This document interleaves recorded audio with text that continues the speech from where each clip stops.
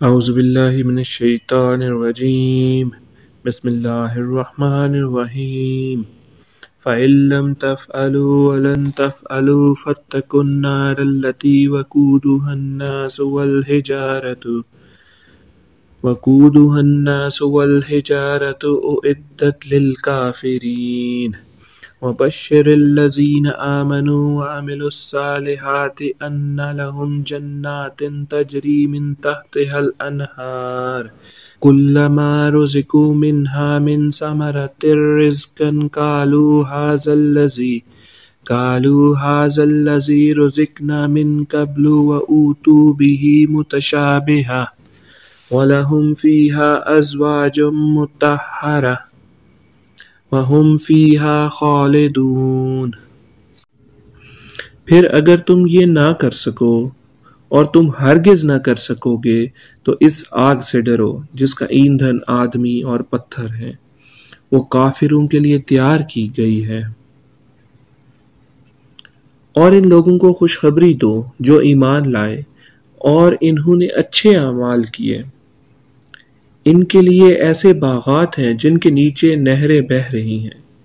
جب انہیں ان باغوں سے کوئی پھل کھانے کو دیا جائے گا تو کہیں گے یہ تو وہی رزق ہے جو ہمیں پہلے دیا گیا تھا، حالانکہ انہیں ملتا جلتا پھل پہلے دیا گیا تھا۔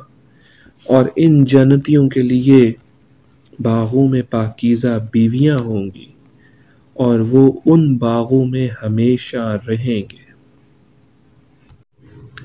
وقود الناس والحجارۃ، اس کا ایندھن آدمی اور پتھر ہے۔ اس آیت میں آدمی سے مراد کافر اور پتھروں سے مراد بت ہیں جنہیں کفار پوجتے ہیں اور ان کی محبت میں قرآن پاک اور رسول کریم صلی اللہ علیہ وآلہ وسلم کا انکار کرتے ہیں۔ پتھروں کا جہنم میں جانا ان پتھروں کی سزا نہیں بلکہ ان پجاریوں کی سزا ہوگی، یعنی کہ پجاریوں کو ان پتھروں کے ساتھ سزا دی جائے گی۔ اُعِدَّتْ لِلْکَافِرِینَ، وہ کافروں کے لیے تیار کی گئی ہے۔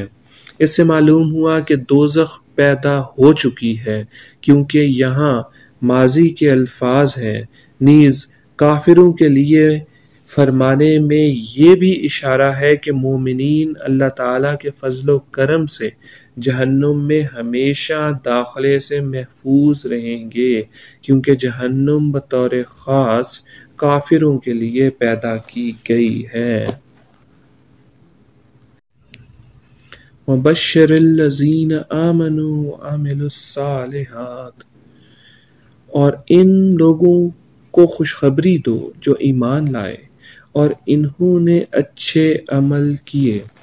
اللہ تعالیٰ کی سنت یہ ہے کہ قرآن میں ڈرانے کے ساتھ ساتھ ترغیب بھی فرماتے ہیں، اسی لیے کفار اور ان کے اعمال و عذاب کا ذکر کرنے کے بعد مومنین اور ان کے اعمال و ثواب کا ذکر فرمایا، انہیں جنت کی بشارت دی، اور یہاں بھی ایمان اور عمل کو جدا جدا بیان کیا، جس سے معلوم ہوا کہ عمل ایمان کا جز نہیں ہے۔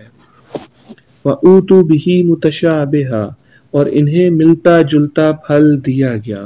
جنت کے پھل رنگت میں آپس میں ملتے جلتے ہوں گے مگر ذائقے میں جدا جدا ہوں گے، اس لیے ایک دفعہ ملنے کے بعد جب دوبارہ پھل ملیں گے تو جنتی کہیں گے یہ پھل تو ہمیں پہلے بھی مل چکے ہیں، مگر جب وہ کھائیں گے تو اس سے نئی لذت پائیں گے اور اس کا لطف بہت زیادہ ہو جائے گا۔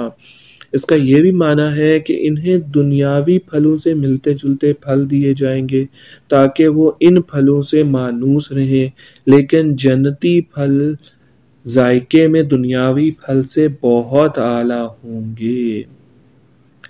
ازواج مطہرات، پاکیزہ بیویاں، جنتی عورتیں خواہ حوریں ہوں یا اور سب کی سب تمام گناہوں اور گندگیوں سے مبرہ ہوں گی، نہ جسم پر میل ہوگا نہ کوئی اور گندگی، اس کے ساتھ ہی وہ بد مزاجی اور بد اخلاقی سے بھی پاک ہوں گی۔ وَهُمْ فِيهَا خَالِدُونَ، وہ ان باغوں میں ہمیشہ رہیں گے۔